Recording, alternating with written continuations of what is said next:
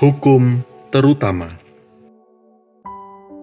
Jawab Yesus kepadanya, "Kasihilah Tuhan Allahmu dengan segenap hatimu, dan dengan segenap jiwamu, dan dengan segenap akal budimu. Itulah hukum yang terutama dan yang pertama.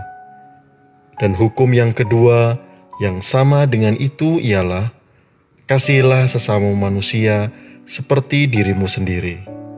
Pada kedua hukum inilah tergantung seluruh hukum Taurat dan kitab para nabi."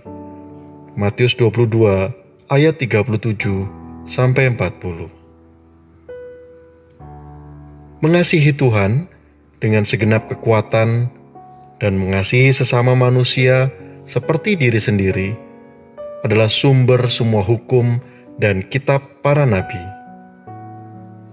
Sederhananya, kalau kita paham hukum ini, sudah cukup, karena kita akan sanggup melakukan semua hukum yang lain.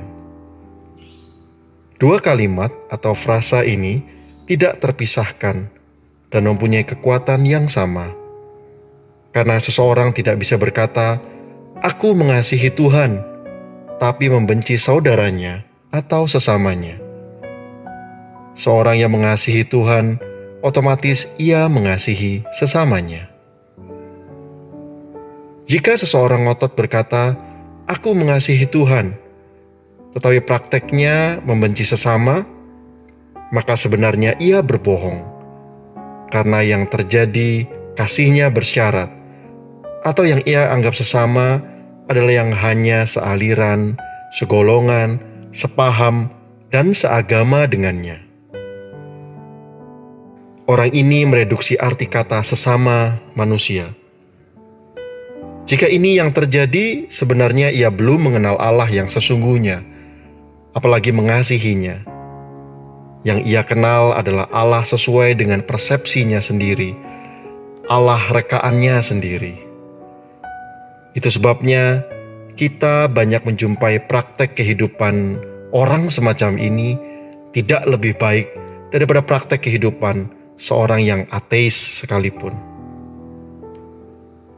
Hari ini banyak orang menggemakan nama Tuhan, dan bersamaan dengan itu ia memaksakan kehendak dan membenci sesamanya. Banyak juga yang taat beribadah, bersamaan dengan itu ia mengutuk sesamanya. Seorang pembunuh bukan hanya seorang yang melenyapkan nyawa orang lain, tetapi jika Anda tidak mengasihi Allah dengan segenap hati, Anda mudah membenci sesama.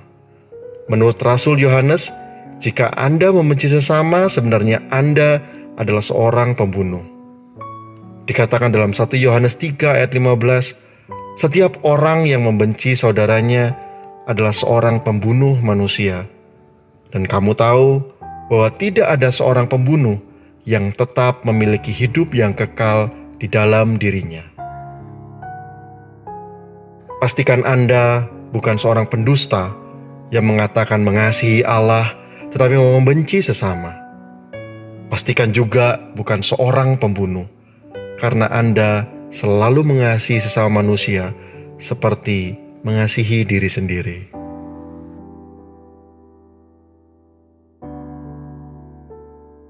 Seorang beragama bisa saja membenci saudaranya sesama manusia, tetapi tidak demikian dengan seorang yang mengaku bertuhan atau mengaku mengasihi Tuhan.